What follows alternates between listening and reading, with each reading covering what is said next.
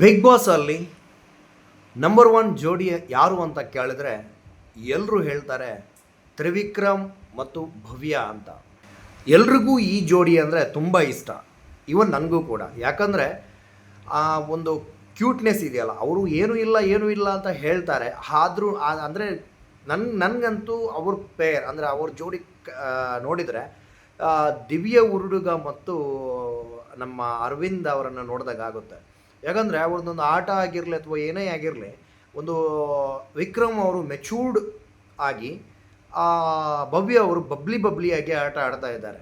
So ಇಲ್ಲಿ ಮಿಡ್ಲಲ್ಲಿ ಮೋಕ್ಷಿತಾ ಅವರು ಮತ್ತು ತ್ರಿವಿಕ್ರಮ್ ಅವರ ಬಗ್ಗೆ ಸ್ವಲ್ಪ ಮೇಮ್ಸ್ ಅಂದರೆ ಒಂದು ವೀಡಿಯೋಸ್ ಎಲ್ಲ ಬರ್ತಾ ಇತ್ತು.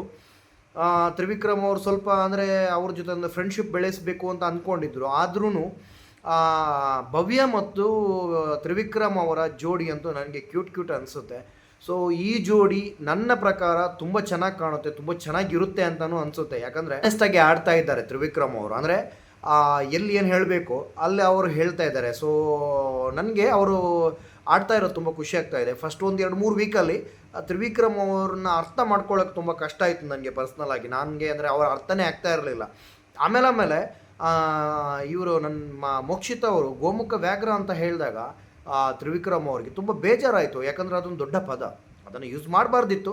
ಪದೇ ಯೂಸ್ ಮಾಡ್ತಾ ಇರೋದು ಮೋಕ್ಷಿತ್ ಅವರು ತಪ್ಪು ಆ ವಿಷಯವನ್ನು.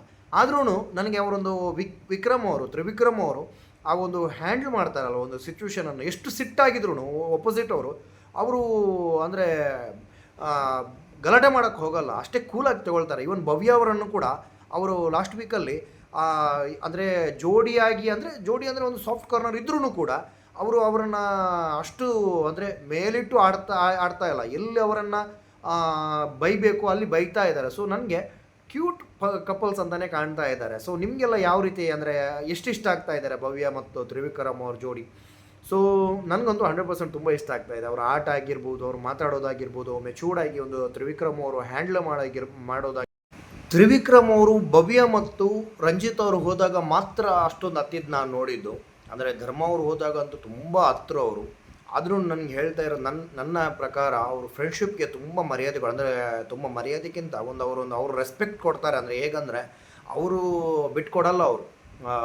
ನನಗೆ ತ್ರಿವಿಕ್ರಮ್ ಅವರು ಸೋತಿದ್ದು ಮೊನ್ನೆ ಒಂದು ಟಾಸ್ಕಲ್ಲಿ ಸೋತಿದ್ದು ಅಷ್ಟು ಅಂದರೆ ಅವರು ಬೇಕಂತಾನೆ ಸೋತಿದ್ದಲ್ಲ, ಆದ್ರೂ ಅವ್ರ ಟೀಮ್ ಸೋತಿದ್ದು ನನಗೆ ತುಂಬ ಬೇಜಾರಾಯಿತು. ಸೊ ಪರ್ಸ್ನಲ್ ಆಗಿ ನಾನು ಈ ಥರ ಒಂದು ವಿಡಿಯೋ ಮಾಡ್ತಾ ಇರ್ತೇನೆ. ಸೊ ಇದನ್ನು ನೀವು ದಯವಿಟ್ಟು ಅಂದರೆ ಬೇರೆ ರೀತಿ ತಗೊಳ್ಬೇಡಿ. ಯಾಕಂದರೆ ನನಗೆ ಈ ಬಿಗ್ ಬಾಸಲ್ಲಿ ಇರುವಂಥ ಕ್ಯಾರೆಕ್ಟರ್ಗಳಲ್ಲಿ ಯಾವುದು ಇಷ್ಟ ಆಯಿತು ಅದನ್ನೊಂದು ಸಪ್ರೇಟಾಗಿ ವಿಡಿಯೋ ಮಾಡ್ತಾ ಇದ್ದೇನೆ. ಸೊ ನನಗೆ ಆ ಪೇರ್ ತುಂಬ ಇಷ್ಟ ಆಯಿತು.